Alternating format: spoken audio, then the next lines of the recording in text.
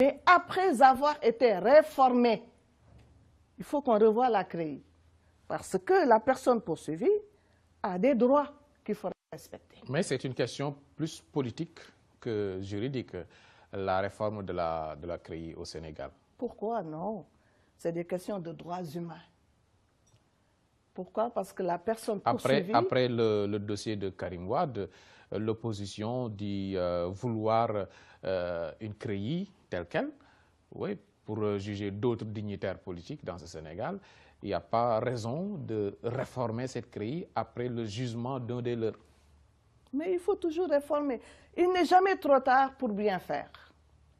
La CREI, bon, c'est quelque chose, c'est une structure judiciaire À parfaire. À parfaire, à corriger, dans le sens de la protection des droits des personnes poursuivies. Encore une fois, ces personnes ont des droits qu'il faut respecter. Or, le système de preuve, à vous d'apporter la preuve de votre richesse, ça relève vraiment de l'exception et ça pose problème. En dehors de ça, il n'y a pas de recours en appel.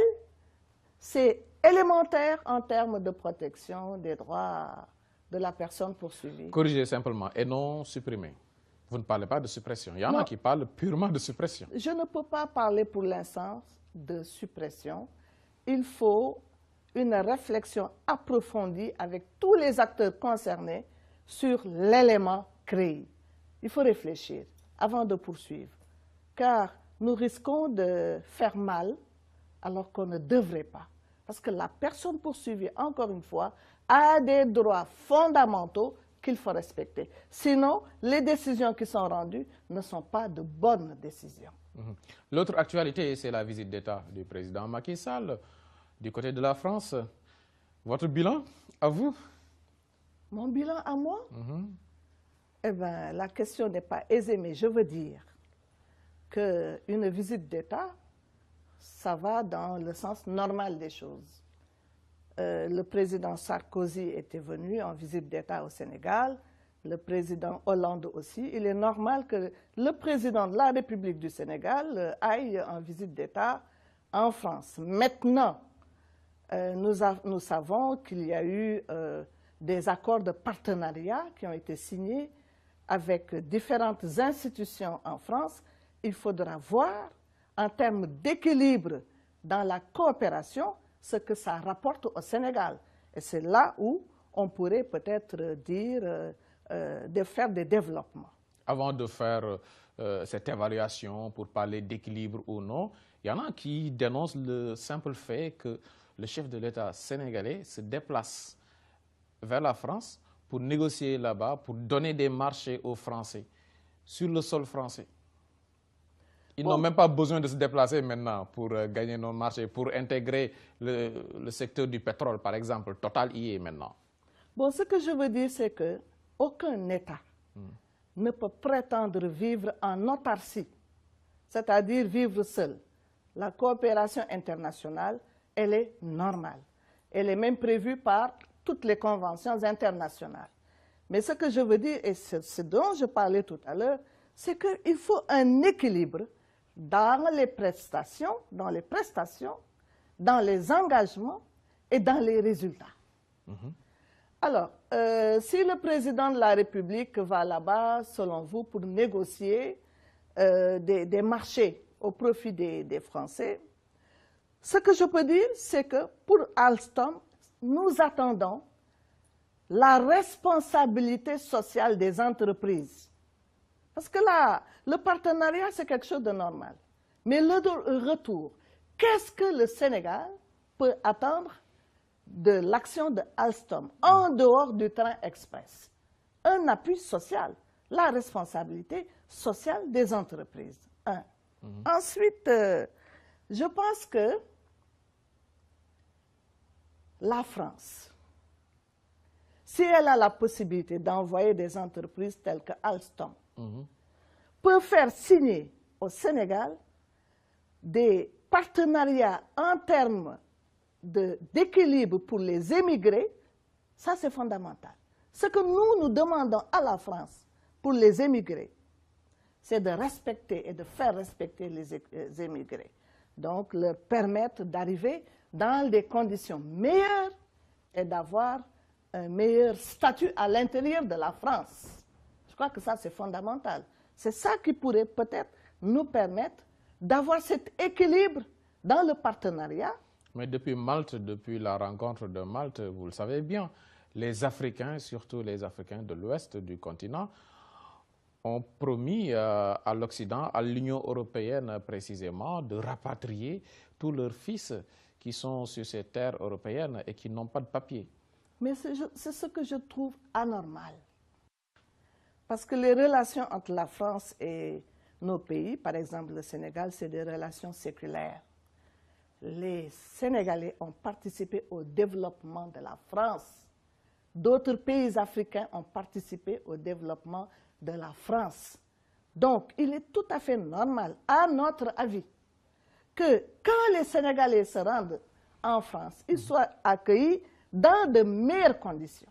D'abord, qu'ils quittent dans de meilleures conditions, qu'ils ne soient pas toujours obligés de prendre des pirogues de fortune parce que les frontières leur sont fermées. Ensuite, arriver là-bas, qu'ils puissent occuper des places honorables. Et je dis que ces Sénégalais et ces Africains qui sont en France participent actuellement fortement au développement de la France.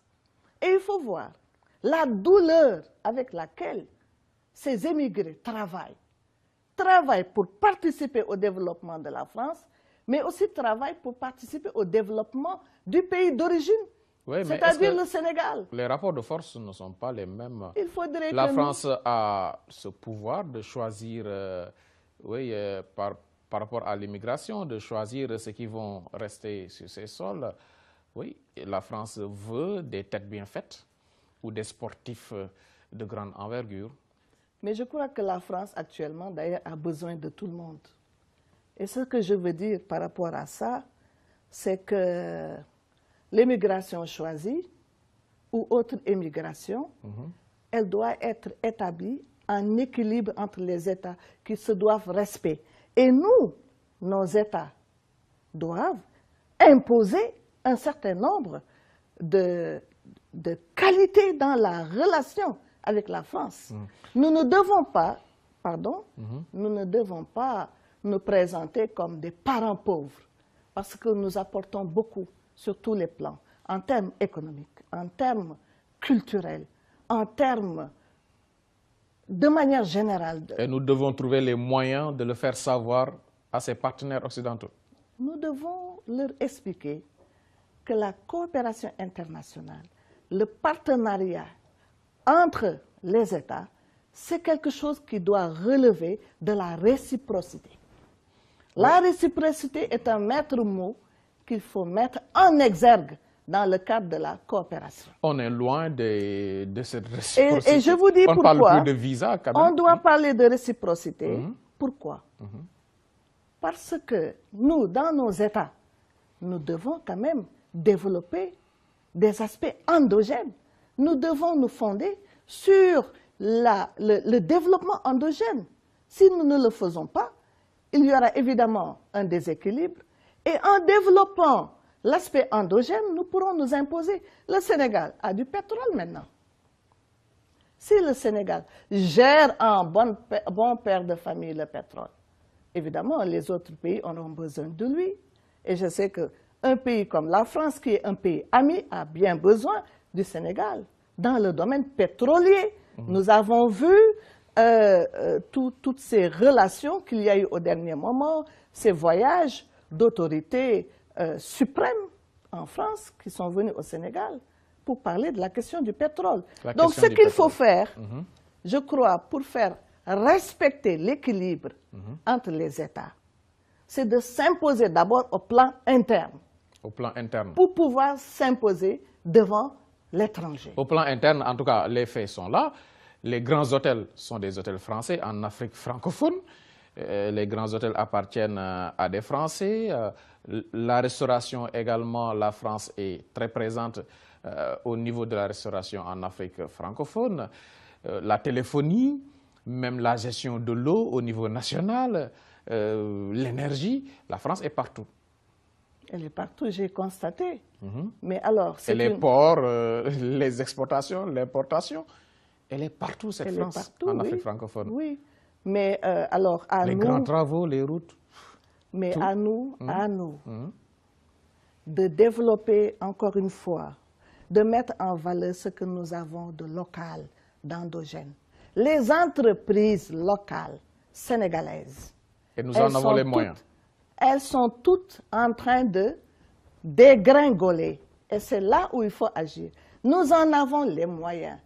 Au lieu de gaspiller de l'argent, injectons des fonds dans les entreprises tenues par les Sénégalais et les Africains. Je crois que ça, c'est fondamental. C'est ça qui va nous permettre de nous imposer. Tant que nous ne le ferons pas, nous ne nous imposerons pas. La restauration qui est tenue par les Français, nous ne disons pas non.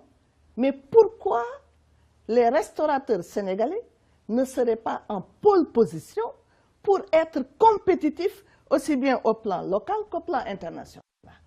Alors, la dette, est-ce que les entreprises privées ont reçu suffisamment d'argent, de la dette qui leur est due pour pouvoir s'imposer?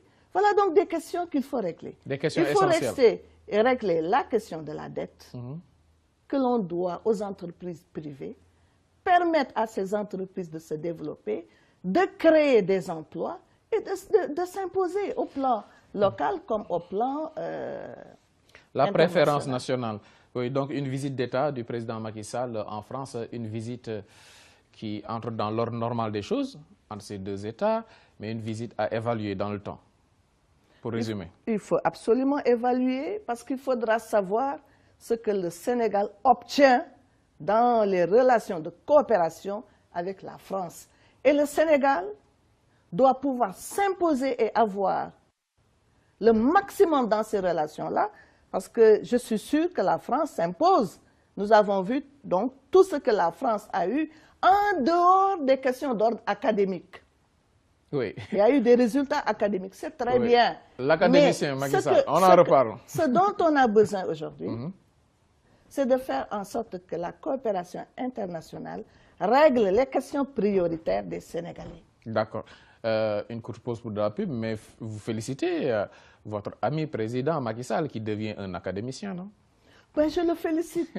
Bienvenue dans le monde des universitaires. Oui. Une courte pause pour de la publicité.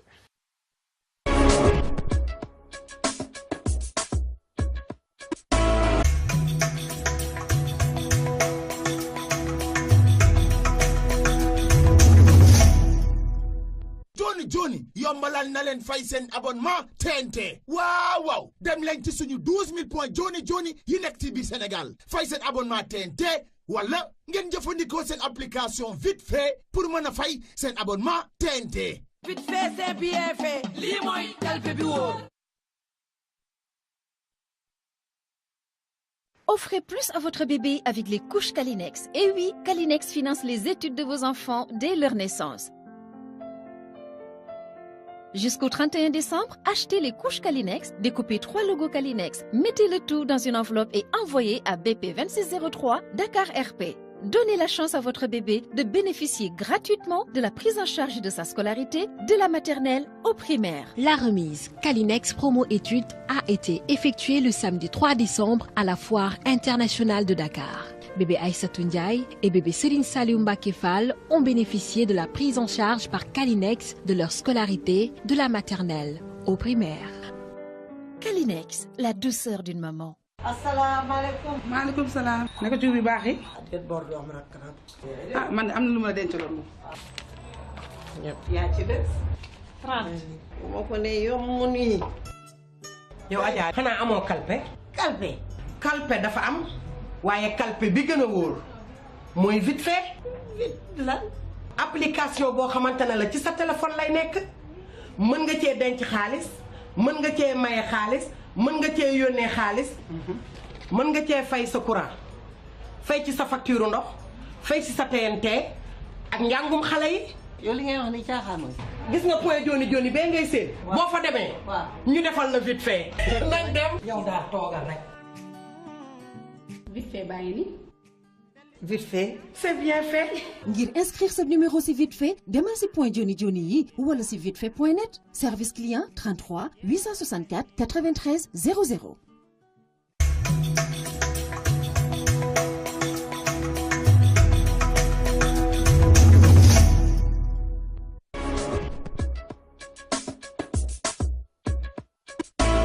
Merci de rester avec nous, Amsatou Sow Sidibé. Par rapport à la politique, expliquez-nous quand même cette option d'être centriste dans ce Sénégal. Ça veut dire quoi? On n'a pas l'habitude d'entendre ce discours. Oui, mais c'est parce que nous nous sommes rendus compte que ni la majorité traditionnelle, ni l'opposition traditionnelle ne faisaient réellement l'affaire des Sénégalais.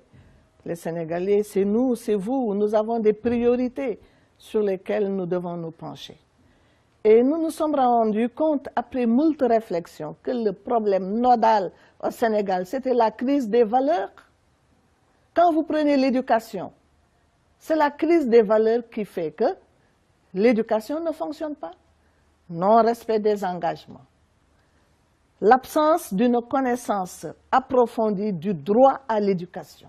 Il n'y a pas de sensibilisation, de sensibilité réelle autour de ça. Il y a un manque de conscience autour de l'intérêt du droit à l'éducation. Vous prenez l'emploi des jeunes, c'est la même chose. C'est toujours les mêmes problèmes. Vous prenez la question de l'agriculture, de l'élevage, de la pêche. À la base, il y a toujours cette crise des valeurs qui fait que peut-être qu'on n'a pas conscience réellement de ce dont a besoin l'agriculteur, de ce dont a besoin l'éleveur, de ce dont a besoin le pêcheur. Ça pose problème. Vous prenez la santé, c'est la même chose. Est-ce qu'on connaît vraiment l'importance du droit à la santé? Si on connaissait l'importance du droit à la santé, eh bien, on gaspillerait moins pour injecter plus d'argent dans la santé. Il y a beaucoup de personnes qui n'ont pas les moyens d'acheter des médicaments et qui meurent bêtement comme ça. Si on a injecté suffisamment d'argent dans ce secteur, et c'est valable pour tout le reste. Donc nous avons créé cette troisième voie politique pour dire allons ensemble avec le peuple sénégalais pour ensemble réfléchir sur nos problèmes, réfléchir sur les solutions à notre problème. Donc nous avons créé cette coalition qui s'appelle Ëttu Askan Wi. Ce n'est pas une coalition entre des partis politiques. Il y a certes des partis politiques dedans, mais il y a le peuple, Askan Wi. Il y a des autorités religieuses, coutumières, il y a le peuple dedans. Et au-delà de la dénonciation, l'ambition c'est quoi? Mais l'ambition c'est de trouver ensemble avec le peuple sénégalais les solutions à nos problèmes. Comment faire pour que les valeurs soient rétablies, pour que l'enseignement marche? Réfléchir ensemble, après avoir constaté que la lutte, la crise des valeurs a détruit l'enseignement, voir comment rétablir ces valeurs-là et trouver les solutions concrètes pour que l'éducation déjà constitue une réalité. Par intégrer l'Assemblée nationale, vous y pensez? Alors, justement, les solutions politiques maintenant, c'est d'avoir une voix, la voix des sans-voix. Et la voix des sans-voix, c'est d'abord à l'Assemblée nationale, mais c'est aussi dans les collectivités territoriales. C'est partout où nous pouvons défendre les intérêts supérieurs du peuple sénégalais. Donc vous travaillez pour ces législatives? Absolument. Comme tout parti qui se respecte et comme toute coalition qui se respecte. Nous irons, si Dieu le veut, aux législatives de 2017. Aux législatives de 2017, vous avez été membre de l'ONEL, ici au Sénégal, la première femme à intégrer l'ONEL. Et ces élections, il y a beaucoup quand même de polémiques autour de l'organisation même du fichier, de sa refonte partielle ou totale. Ça fait beaucoup de débats. À l'approche de chaque élection majeure au Sénégal, ça, on peut le comprendre? Non. C'est qu'on n'a aucun respect pour l'électeur. Quand on n'a pas de respect pour l'électeur, on n'a pas de respect pour le citoyen sénégalais. qui a un droit fondamental, le droit fondamental de choisir ses dirigeants. Or, ce que nous avons remarqué depuis longtemps, mais ça s'est exacerbé à notre avis, nous avons siégé dans la commission de réforme du code électoral, nous nous rendons compte qu'on ne prend pas au sérieux l'électeur. On sait qui? Mais qui est responsable? Le responsable, vous savez, nous, les droits de l'homiste, qui avons étudié les textes, nous savons que le principal responsable de la réalisation des droits des personnes, c'est l'État. Les autres, bon, vont participer, mais c'est l'État. Alors, qu'est-ce qu'on remarque? Pourquoi devons-nous tout le temps avoir des inquiétudes, surtout maintenant, par rapport au fichier électoral? C'est élémentaire. On ne devrait même pas réfléchir sur des difficultés relatives au fichier électoral. Actuellement, avec la précipitation avec laquelle on veut tout faire, on ne sait pas dans quel état se trouve le fichier, alors qu'il y a des élections dans 6 mois. Quid des stocks morts? Que devient le stock mort? Est-ce qu'il y a un comité de veille pour surveiller ça? Il nous faut ce comité de veille. Ensuite, j'ai été confrontée à une petite difficulté, mais qui peut être une très grosse difficulté pour le pays. J'ai accompagné un jeune qui n'avait pas de carte nationale d'identité. On lui a demandé d'aller chercher une carte nationale d'identité pour pouvoir avoir la carte biométrique. Ça signifie qu'il y a énormément de jeunes qui risquent de rester en rade parce que ces jeunes n'ont pas de carte nationale d'identité. Est-ce qu'il ne faut pas encore statuer s'ils vont vers un nouveau fichier ou s'ils vont garder le fichier existant? Ils ne peuvent pas, à mon humble avis, hein, mais peut-être bien que je me trompe. Je me demande s'il est possible d'avoir un fichier avant l'élection de juillet, un nouveau fichier, parce que ça s'est fait de façon précipitée et au dernier moment. Moi, je ne sais pas pourquoi on veut toujours attendre la politique du dernier moment. Alors, maintenant, il y a des files énormes qui attendent pour avoir une carte d'identité. Est-ce que toute cette population qui a droit à la carte d'identité pourra l'acquérir avant l'élection? Autrement dit, est-ce qu'on pourra avoir un nouveau fichier? Mais quand même commencer par répondre aux convocations du ministère de l'Intérieur. Votre formation politique ou votre coalition ne répond pas à ces convocations. Pourquoi? Mais parce qu'on n'est pas invité. Ah bon? Oui, mais c'est du tâtonnement. Nous sommes un parti politique légalement reconnu avec un papier du ministère de l'Intérieur. Mais nous ne sommes pas conviés à la plupart des réunions et nous voulons savoir pourquoi. Parce que c'est grave pour le ministre de l'Intérieur. Et voilà pourquoi nous nous posons toujours des questions sur l'opportunité d'avoir un ministre de l'Intérieur qui ne met pas tout le monde sur un pied d'égalité et qui met au sommet de la hiérarchie son propre parti politique. Ça, c'est un problème. Il ne nous convie pas aux réunions, sauf lorsqu'il a fallu que les non-alignés participent à la commission de révision du code électoral. C'est un problème. Le ministre de l'Intérieur est trop chargé. Il serait bon qu'il s'occupe de la sécurité. Sur ce plan-là, nous n'avons rien à dire. Mais il faudrait qu'il laisse la question des élections à quelqu'un d'autre. Il n'a pas la possibilité matérielle de fédérer toutes les initiatives qui permettent de faire réussir l'élection présidentielle. Ce débat dure depuis 3 ans au moins au Sénégal. Le président Macky Sall a tranché, il n'est pas d'accord. Mais pourquoi il ne serait pas d'accord? Il faut qu'il écoute son peuple. Il faut qu'il écoute ceux qui sont dans la société civile, ceux qui sont en politique. Autrement dit, il est là pour nous écouter et voir dans quelle mesure, ensemble avec nous, eh bien, poser les actes qui instaurent la paix et le développement dans le pays. L'appel développement dans le pays, les valeurs. Amsatou Sow Sidibé, pour ceux qui nous suivent à travers la radio, Amsatou Sow Sidibé, sur ce plateau de Toute la vérité. Et la présidentielle, vous me direz peut-être que c'est encore loin, mais vous y pensez toujours quand même. Pour le moment, nous nous occupons des législatives. C'est ce qui est pressant. Et pour ça, nous demandons au peuple sénégalais d'aller s'inscrire massivement sur les listes pour avoir la carte d'identité. La carte d'identité qui va leur permettre d'aller voter. C'est ce qu'on demande. C'est ce qu'il y a de plus urgent aujourd'hui. Or, j'ai l'impression qu'il y a de l'amateurisme en la matière. C'est de l'amateurisme que nous voyons. Et c'est déplorable. Le Sénégal se veut être une démocratie.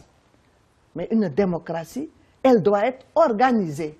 Quand rien n'est organisé, eh bien, ça pose problème. On ne peut pas parler en termes de démocratie. Et je regrette. L'élection, c'est fondamental. C'est les droits politiques des personnes de choisir leurs dirigeants. Mais il faut que ça soit bien organisé.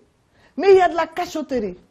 J'ai vu d'ailleurs, tout dernièrement, qu'il y avait une rencontre entre le ministre de l'Intérieur avec Ouattou, je pense, avec Bernon. J'ai rien compris dedans. Et j'ai eu le sentiment qu'on était en face d'actes de politique politicienne. C'est inadmissible. En termes d'élection, on ne doit pas faire de la politique politicienne. C'est du sérieux, l'élection. Voyez tout ce qui se passe dans le monde. Les conflits graves, surtout en Afrique, ont comme origine, comme cause principale, les élections. Mais il faut que nous nous ouvrions les yeux pour réagir autrement. Amsatou Sow Sidibé, et vos rapports présentement avec le président Macky Sall, depuis votre limogeage, il n'y a plus eu de contact? Dans la presse, oui. Il me lit, je le lis. Il me regarde à la télévision, je le regarde à la télévision. Donc, pas de contact physique ni téléphonique? Non. Non. Pas de regret ou de remords après le départ? Vous l'avez accompagné, surtout entre les deux tours. Vous avez cheminé ensemble au moins 2 ans durant pour gouverner ce Sénégal. Vous avez été conseillère à ce président de la République. Aujourd'hui, avec le recul, ça vous donne quoi? Mais tout a une fin. La vie elle-même a une fin. Donc, il y a une fin à tout. Et puis voilà. Il y a une fin. On a suivi avec le sourire par moment quand on disait à travers la presse que les salaires du professeur Amsatou Sow Sidibé ou du professeur Malick Ndiaye sont bloqués au niveau de l'université. Vous pouvez nous en parler? Est-ce qu'on peut ne plus en parler, vraiment? Parce que c'est derrière nous, nous en avons parlé. Il y a eu des manifestations, la presse a relaté ça 1000 fois. Je crains d'ennuyer le peuple sénégalais avec cette affaire. Mais il y en a qui parlent de victimisation, vous vouliez simplement vous victimiser. Me victimiser? Non. Écoutez, une mère de famille qui reste 6 mois sans salaire, elle veut se victimiser. Vous croyez? Restez-vous sans... C'est une simple question. C'est pour vous dire que non, je ne pensais même pas à ça. Non, c'est que je suis restée des mois sans salaire. Alors que je suis une travailleuse. C'est tout. Et que j'ai un droit au salaire qui est un droit d'ordre public. Moi, j'ai toujours expliqué qu'on n'a même pas le droit de renoncer à un salaire. On vous paye, vous dites non, je ne veux pas de salaire. Ça, ce n'est pas admis par le droit. Parce que le salaire, c'est ça qui permet à la personne de manger, de faire manger sa famille, d'amener les enfants à l'école, habillés et tout. On ne touche pas à un salaire. Mais moi, je suis restée à peu près 6 mois, malgré les interventions de mon avocat, Maître Hassan Diomandjaï, que je salue, en passant, eh bien, on a refusé de me donner mon salaire. Et vous avez utilisé la presse? Oui, on a attendu, on a écrit des lettres. L'avocat a écrit, sans réponse, sans réaction. Mais il faut bien communiquer par écrit en déposant une lettre, n'est-ce pas? Ou par la parole, quand ce n'est pas possible. Qu'est-ce qu'on fait? Vous êtes là et vous nous soutenez en nous faisant, en nous permettant de véhiculer nos sentiments. Et tout est rentré dans l'ordre? Oui, depuis. Et je vous vois quand même utiliser beaucoup les réseaux sociaux. Souvent, c'était les politiques beaucoup plus jeunes qui faisaient recours à ces réseaux sociaux. Amsatou Sow Sidibé aime ces réseaux sociaux, YouTube, Facebook. Ça vous vient de l'université, de vos étudiants ou de vos enfants? Ça me vient de la modernité. Elle est moderne. C'est la modernité, oui, il faut être moderne. Maintenant, c'est des voies accessibles, faciles pour véhiculer des idées. Et justement, je viens de créer une rubrique qui s'appelle « Chronique de questions sociales prioritaires ». Chronique de questions sociales prioritaires. Donc, dans cette chronique, je vais régulièrement soulever des questions et essayer d'y apporter des réponses. C'est par exemple, dans le numéro 1 de cette chronique, que j'ai parlé des retraités. Les retraités qui sont négligés. Beaucoup de retraités n'ont même pas 10 000 francs CFA par mois. Oui, on perçoit à la hauteur de ces cotisations du passé, non? Les cotisations de qui? Du travailleur et de son entreprise. Mais alors, quel est le problème? Le travailleur cotise. Alors, quel est le problème? Ben, si on est dans un état de droit, ça ne doit pas poser problème, non? Est-ce que l'employeur verse les cotisations? Ça arrive que ça ne se fasse pas. Comment est-ce possible? Alors, oui, mais par négligence ou par négligence de manière générale. Mais il y a des sanctions qui sont prévues. Lorsque l'employeur ne verse pas les cotisations, c'est tellement grave. Imaginez un retraité qui part à 60, 65 ans, qui n'a rien parce que son employeur n'avait pas reversé. C'est un problème. Et il y a des sanctions pénales qui sont prévues pour ça. Problème imputable à l'État du Sénégal, au cadre globalement. C'est imputable. À la limite, le travailleur, à la limite, il s'en fout. Non, mais c'est pas son problème. C'est imputable aux responsables. Donc, le chef d'entreprise ou l'État. Le chef d'entreprise ou l'État. Moi, à l'époque, je voyais qu'à l'université, il y avait beaucoup de problèmes. Parce qu'il arrivait souvent qu'il n'y ait pas de versement. Mais ça pose problème. Maintenant, qui doit payer lorsque l'employeur n'a pas joué le rôle qui lui était dévolu? Oui. Mais ce n'est pas le retraité. Qui doit payer? C'est ou l'État ou l'entreprise, le chef d'entreprise. C'est eux qui doivent régler ce problème. Dans un état de droit. Dans un état de droit, mais nous sommes théoriquement un état de droit. Il faut qu'on se batte pour que le travailleur à la retraite recueille ses droits. Il a le droit de vivre décemment.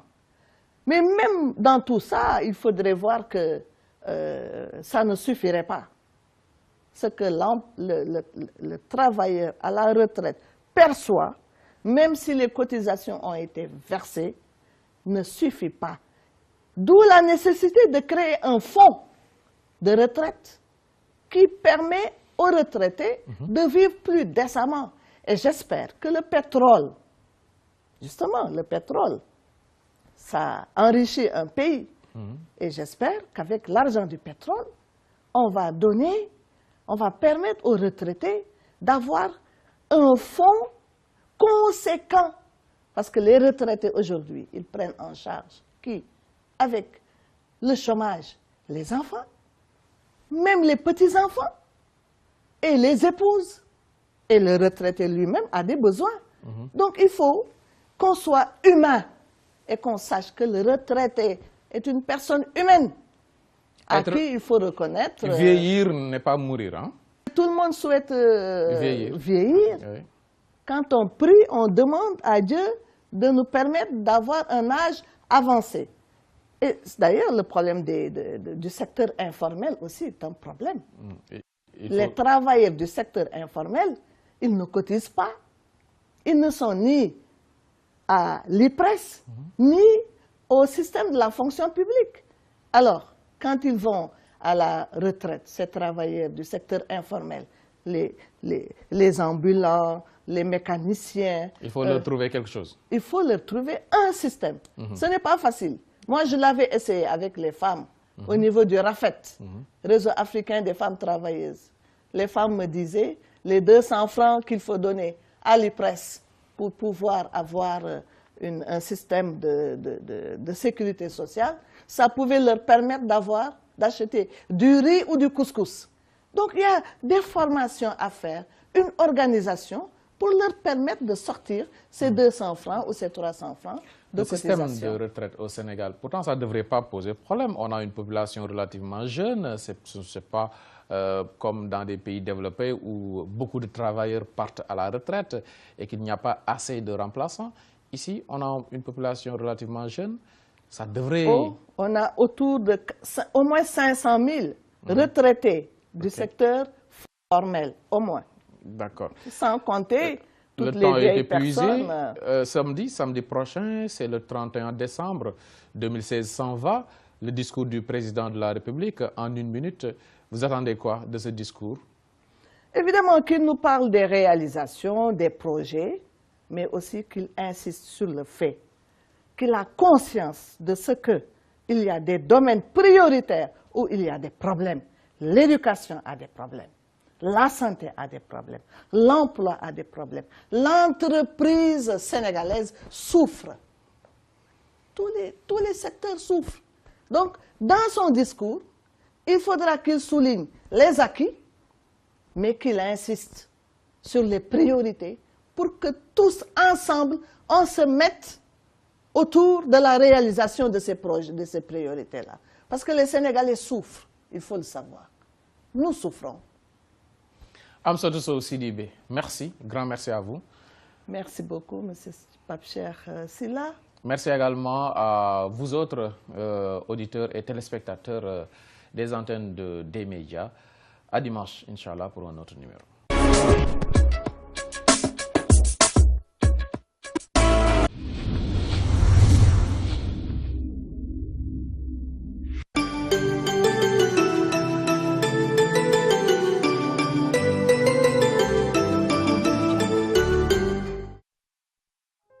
dëgg ak vite fait daal coono jeex na ak sa application vite fait toogal fi nga toog fay say facture Senelec ma abonnement TNT ak vite fait mën nga jot xaalis yónnee xaalis denc xaalis ak def say asa xanaa neex waaw yow mi bëgg am application vite fait demal inscrire sa numéro ci suñu 12000 points joni yi nekk ci biir Sénégal mbaa nga télécharger ko ci vitefait.net inscrire directement en ligne bu ko defee nga jot SMS bu lay wax nga dem ci bépp point joni dugal sa compte vite fait xaalis ginnaaw loolu dinañu la yónnee code d'activation bu lay firndeel ni mën nga tàmbale utiliser sa application vite fait.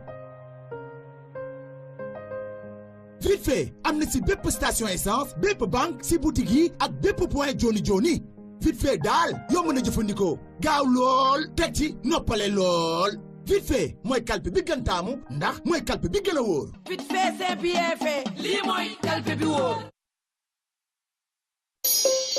Petit Papa Noël. L'association Lumière pour l'enfance Kumba Gawlo en partenariat avec FemFM 87.9 présente Noël enfant avec Kumba Gawlo le dimanche 25 décembre 2016 à la place du souvenir. Placé sous le signe de l'abandon de mutilation génitale féminine et les mariages des enfants. Attention, Noël enfant avec Kumba Gawlo, tous les enfants ont droit au bonheur. Entrée unique 5000 francs plus cadeau offert. Véritable décor conçu Kumba Gawlo ne dama préparer xale yi benn espace de jeu. Mais après après avoir été réformée, il faut qu'on revoie la CREI. Parce que la personne poursuivie a des droits qu'il faut respecter. Mais c'est une question plus politique que juridique, la réforme de la CREI au Sénégal. Pourquoi non? C'est des questions de droits humains. Pourquoi? Parce que la personne poursuivie... Après le dossier de Karim Wade, l'opposition dit vouloir une CREI telle qu'elle, oui, pour juger d'autres dignitaires politiques dans ce Sénégal. Il n'y a pas raison de réformer cette CREI après le jugement d'un des leurs. Mais il faut toujours réformer. Il n'est jamais trop tard pour bien faire. La CREI, bon, c'est quelque chose, c'est une structure judiciaire à parfaire, à corriger, dans le sens de la protection des droits des personnes poursuivies. Encore une fois, ces personnes ont des droits qu'il faut respecter. Or, le système de preuve, à vous d'apporter la preuve de votre richesse, ça relève vraiment de l'exception et ça pose problème. En dehors de ça, il n'y a pas de recours en appel. C'est élémentaire en termes de protection des droits de la personne poursuivie. Corriger simplement et non supprimer. Vous ne parlez pas de suppression. Il y en a qui parlent purement de suppression. Je ne peux pas parler pour l'instant de suppression. Il faut une réflexion approfondie avec tous les acteurs concernés sur l'élément CREI. Il faut réfléchir avant de poursuivre, car nous risquons de faire mal alors qu'on ne devrait pas. Parce que la personne poursuivie, encore une fois, a des droits fondamentaux qu'il faut respecter. Sinon, les décisions qui sont rendues ne sont pas de bonnes décisions. L'autre actualité, c'est la visite d'État du président Macky Sall du côté de la France. Votre bilan, à vous? Mon bilan à moi? Eh bien, la question n'est pas aisée, mais je veux dire qu'une visite d'État, ça va dans le sens normal des choses. Le président Sarkozy était venu en visite d'État au Sénégal, que la France actuellement d'ailleurs a besoin de tout le monde. Et ce que je veux dire par rapport à ça, c'est que l'immigration choisie ou autre immigration, elle doit être établie en équilibre entre les États qui se doivent respecter. Et nous, nos États doivent imposer un certain nombre de qualités dans la relation avec la France. Nous ne devons pas, nous ne devons pas nous présenter comme des parents pauvres, parce que nous apportons beaucoup sur tous les plans, en termes économiques, en termes culturels, en termes de manière générale. Et nous devons trouver les moyens de le faire savoir à ses partenaires occidentaux. Nous devons leur expliquer que la coopération internationale, le partenariat entre les États, c'est quelque chose qui doit relever de la réciprocité. La réciprocité est un maître mot qu'il faut mettre en exergue dans le cadre de la coopération. On est loin de cette réciprocité. Et je vous dis pourquoi. On parle plus de visa quand même. On doit parler de réciprocité. Pourquoi? Parce que nous, dans nos États, nous devons quand même développer des aspects endogènes. Nous devons nous fonder sur le développement endogène. Si nous ne le faisons pas, il y aura évidemment un déséquilibre. Et en développant l'aspect endogène, nous pourrons nous imposer. Le Sénégal a du pétrole maintenant. Si le Sénégal gère en bon père de famille le pétrole, évidemment, les autres pays auront besoin de lui. Et je sais qu'un pays comme la France, qui est un pays ami, a bien besoin du Sénégal. Dans le domaine pétrolier, nous avons vu toutes ces relations qu'il y a eu au dernier moment, ces voyages d'autorités suprêmes en France qui sont venus au Sénégal pour parler de la question du pétrole. Donc ce qu'il faut faire, je crois, pour faire respecter l'équilibre entre les États, c'est de s'imposer d'abord au plan interne. Au plan interne. Pour pouvoir, en termes d'équilibre pour les émigrés, ça c'est fondamental. Ce que nous demandons à la France pour les émigrés, c'est de respecter et de faire respecter les émigrés. donc leur permettre d'arriver dans des conditions meilleures et d'avoir un meilleur statut à l'intérieur de la France. Je crois que ça, c'est fondamental. C'est ça qui pourrait peut-être nous permettre d'avoir cet équilibre dans le partenariat. Mais depuis Malte, depuis la rencontre de Malte, vous le savez bien, les Africains, surtout les Africains de l'ouest du continent, ont promis à l'Occident, à l'Union européenne précisément, de rapatrier tous leurs fils qui sont sur ces terres européennes et qui n'ont pas de papier. Mais c'est ce que je trouve anormal. Parce que les relations entre la France et nos pays, par exemple le Sénégal, c'est des relations séculaires. Les Sénégalais ont participé au développement de la France. D'autres pays africains ont participé au développement de la France.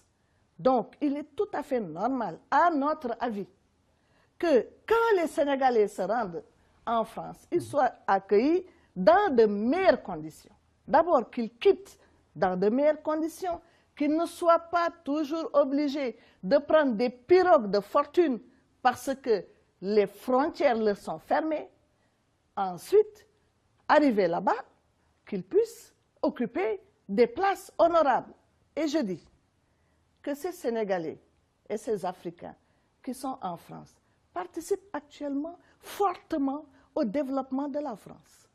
Et il faut voir la douleur avec laquelle ces émigrés travaillent pour participer au développement de la France, mais aussi travaillent pour participer au développement du pays d'origine, oui, c'est-à-dire le Sénégal. Les rapports de force ne sont pas les mêmes. Il faudrait La que France a ce pouvoir de choisir, par rapport à l'immigration, de choisir ceux qui vont rester sur ses sols. Oui, la France veut des têtes bien faites ou des sportifs de grande envergure. Mais je crois s'imposer devant l'étranger. Au plan interne, en tout cas, les faits sont là. Les grands hôtels sont des hôtels français en Afrique francophone. Les grands hôtels appartiennent à des Français. La restauration également, la France est très présente au niveau de la restauration en Afrique francophone. La téléphonie, même la gestion de l'eau au niveau national, l'énergie, la France est partout. Elle est partout, j'ai constaté. Mais alors, et les ports, les exportations, l'importation, elle est partout, cette France, en Afrique francophone. Oui, mais alors à nous... Les grands travaux, les routes. Mais tout. à nous, de développer, encore une fois, de mettre en valeur ce que nous avons de local, d'endogène. Les entreprises locales sénégalaises. Et nous en avons les moyens. Elles sont toutes en train de dégringoler. Et c'est là où il faut agir. Nous en avons les moyens. Au lieu de gaspiller de l'argent, injectons des fonds dans les entreprises tenues par les Sénégalais et les Africains. Je crois que ça, c'est fondamental. C'est ça qui va nous permettre de nous imposer. Tant que nous ne le ferons pas, nous ne nous imposerons pas. La restauration qui est tenue par les Français, nous ne disons pas non. Mais pourquoi les restaurateurs sénégalais ne seraient pas en pole position pour être compétitifs aussi bien au plan local qu'au plan international? Alors, la dette, est-ce que les entreprises privées ont reçu suffisamment d'argent, de la dette qui leur est due pour pouvoir s'imposer? Voilà donc des questions qu'il faut régler. Des questions essentielles. Il faut essentielles. régler la question de la dette que l'on doit aux entreprises privées, permettre à ces entreprises de se développer, de créer des emplois et de s'imposer au plan local comme au plan La préférence nationale. Oui, donc une visite d'État du président Macky Sall en France, une visite qui entre dans l'ordre normal des choses entre ces deux États, mais une visite à évaluer dans le temps. Pour résumer. Il faut absolument évaluer parce que le président Hollande aussi, il est normal que le président de la République du Sénégal aille en visite d'État en France. Maintenant, nous savons qu'il y a eu des accords de partenariat qui ont été signés avec différentes institutions en France. Il faudra voir en termes d'équilibre dans la coopération ce que ça rapporte au Sénégal. Et c'est là où on pourrait peut-être dire de faire des développements. Avant de faire cette évaluation pour parler d'équilibre ou non, il y en a qui dénoncent le simple fait que le chef de l'État sénégalais se déplace vers la France pour négocier là-bas, pour donner des marchés aux Français, sur le sol français. Ils n'ont même pas besoin de se déplacer maintenant pour gagner nos marchés, pour intégrer le secteur du pétrole, par exemple. Total y est maintenant. Bon, ce que je veux dire, c'est qu'aucun État ne peut prétendre vivre en autarcie, c'est-à-dire vivre seul. La coopération internationale, elle est normale. Elle est même prévue par toutes les conventions internationales. Mais ce que je veux dire, et ce dont je parlais tout à l'heure, c'est qu'il faut un équilibre dans les prestations, dans les engagements et dans les résultats. Alors, si le président de la République va là-bas, selon vous, pour négocier des marchés au profit des Français, ce que je peux dire, c'est que pour Alstom, nous attendons la responsabilité sociale des entreprises. Parce que là, le partenariat, c'est quelque chose de normal. Mais le retour, qu'est-ce que le Sénégal peut attendre de l'action de Alstom en dehors du train express? Un appui social, la responsabilité sociale des entreprises. Ensuite, je pense que la France, si elle a la possibilité d'envoyer des entreprises telles que Alstom, peut faire signer au Sénégal des partenariats